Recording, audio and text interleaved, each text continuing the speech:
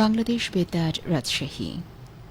এখন শুনবেন বাংলায় স্থানীয় সংবাদ। আসসালামু আলাইকুম। বাংলাদেশ বেতার রাজশাহী স্থানীয় সংবাদ পড়ছি রাবেয়া বসরি। জনবান্ধব অটোমেটেড ভূমি ব্যবস্থাপনা, সুরক্ষিত ভূমি, সমৃদ্ধ ভবিষ্যৎ, এই প্রতিপাদ্যে রাজশাহীতে শুরু হয়েছে 3 দিনব্যাপী ভূমি সেবা মেলা 2026। আজ রাজশাহী বিভাগীয় প্রশাসন ও জেলা প্রশাসনের উদ্যোগে বর্ণাঢ্য র্যালির মধ্য দিয়ে এই মেলা শুরু হয়। র্যালিটি নগরীর ল কলেজ থেকে শুরু হয়ে বোয়ালিয়া থানা ভূমি অফিসের মেলা প্রাঙ্গণে গিয়ে শেষ হয়।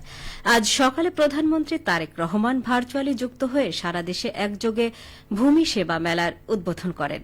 এদিকে রাজশাহীর বোয়ালিয়া থানা ভূমি অফিস আয়োজিত ভূমি সেবা মেলায় উপস্থিত ছিলেন রাজশাহী বিভাগীয় কমিশনার ড আনামা বজলুর রশিদ, রাজশাহী জেলা প্রশাসক কাজী শহীদুল ইসলাম এবং রাজশাহী সিটি কর্পোরেশনের প্রশাসক মোহাম্মদ মাহফুজুর রহমান রিটন।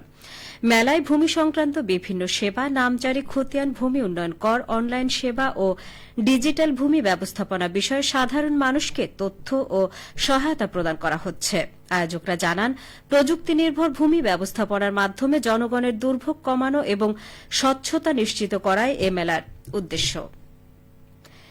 এদিকে বগুড়ায় 3 দিনব্যাপী ভূমি সেবা মেলা শুরু হয়েছে। আজ জেলা প্রশাসনের আয়োজনে প্রধান অতিথি হিসেবে উপস্থিত থেকে মেলার উদ্বোধন করেন সদর আসনের সংসদ সদস্য রেজাউল করিম বাদশাহ। উদ্বোধনী অনুষ্ঠানে তিনি বলেন, ভূমি সংক্রান্ত জটিলতা নিরসন করে সাধারণ মানুষের দোরগোড়ায় সেবা পৌঁছে দিতে এ আয়োজন। সংসদ সদস্য বলেন, সাধারণ মানুষ যেন কোনো ধরনের ভোগান্তি ছাড়া সহজে ভূমি সেবা পায় সে বিষয়ে সংশ্লিষ্টদের আন্তরিকভাবে কাজ করতে হবে। একই সঙ্গে জমির মালিকদের নিয়মিত খাজনা ও খারিজ হালনাগাদ রাখার আহ্বান জানান তিনি। অনুষ্ঠানে সভাপতিত্ব করেন বগুড়ার জেলা প্রশাসক মোহাম্মদ তৌফিকুর রহমান। এছাড়া নওগাঁয় 3 দিনব্যাপী ভূমি মেলা শুরু হয়েছে। আজ সকালে সদর উপজেলা ভূমি অফিস চত্বরে জেলা প্রশাসন ও উপজেলা ভূমি অফিসের আয়োজনে অনুষ্ঠানে প্রধান অতিথি হিসেবে মেলার উদ্বোধন করেন নওগাঁ সদর আসনের সংসদ সদস্য মোহাম্মদ জাহিদুল ইসলাম ধলু। অনুষ্ঠানে ভূমি অধিগ্রহণের ক্ষতিপূরণ বাবদ 22 জনের মাঝে আর্থিক ক্ষতিপূরণের চেক প্রদান করা হয়। পরে প্রধান অতিথি মেলার স্টল পরিদর্শন করেন। রাজশাহী মহানগরীর হাইটেক পার্কের মোড় হতে আইবাঁধ পর্যন্ত সড়কের কার্পেটিং কাজ পরিদর্শন করেছে রাজশাহী সিটি কর্পোরেশনের প্রশাসক মাহফুজুর রহমান রিটন। আজ পরিদর্শনকালে তিনি কাজের গুণগত মান বজায় রেখে কাজ সম্পন্ন করার জন্য সংশ্লিষ্টদের দিক নির্দেশনা প্রদান করেন। পরে তিনি নগরীর গুলজারবাগ এলাকায় ড্রেন ও সড়কের সৌন্দর্য বর্ধন কাজ পরিদর্শন করেন।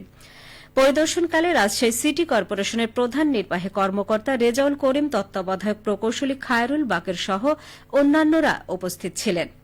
উল্লেখ্য, রাশিকের সমন্বিত নগর অবকাঠামো উন্নয়ন প্রকল্পের আওতায় কাঁঠালবাড়িয়া মোড় থেকে হাইটেক পার্ক হয়ে আইবাঁধ সংলগ্ন মিনি স্টেডিয়াম পর্যন্ত কার্পেটিং সড়ক, ড্রেন, ফুটপাত, রোড, ডিভাইডার, রেলিং ও রিটেনিং ওয়াল নির্মাণ বাস্তবায়ন করা হচ্ছে।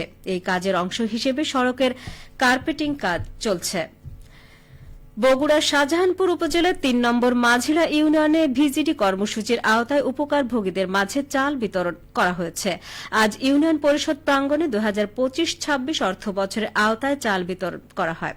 ইউনিয়ন পরিষদ সূত্রে জানা গেছে, এই কর্মসূচির আওতায় 177 জন উপকারভোগীর মধ্যে চাল বিতরণ করা হয়েছে।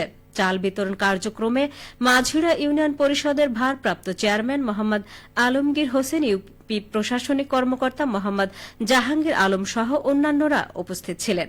কর্মকর্তারা বলেন, সরকারের সামাজিক নিরাপত্তা কর্মসূচির অংশ হিসেবে নিয়মিতভাবে দুস্থ ও অসহায় নারীদের মাঝে ভিজিডির খাদ্য সহায়তা বিতরণ করা হচ্ছে। এতে নিম্ন আয়ের পরিবারের খাদ্য নিরাপত্তা নিশ্চিত করতে সহায়তা করা হচ্ছে। ঈদ উল আজহা উপলক্ষে নাটোর পৌরসভার হতদরিদ্র 4625টি পরিবারে বিনামূল্যে ভিজিএফ চাল বিতরণ কার্যক্রম সুষ্ঠুভাবে সম্পন্ন করতে প্রস্তুতি সভা অনুষ্ঠিত হয়েছে। আজ পৌরসভা সম্মেলন কক্ষে আয়োজিত প্রস্তুতি সভায় সভাপতিত্ব করেন স্থানীয় সরকার বিভাগের ভারপ্রাপ্ত উপপরিচালক ও নাটোর পৌরসভার প্রশাসক মোহাম্মদ আরিফ হোসেন। আগামী 21 মে থেকে উপকারভোগীদের মাঝে 10 কেজি করে চাল বিতরণ কার্যক্রম শুরু হবে মর্মে সভায় সিদ্ধান্ত গ্রহণ করা হয়। ওয়ার্ড ভিত্তিক বিতরণ কার্যক্রম চলবে 24 মে পর্যন্ত।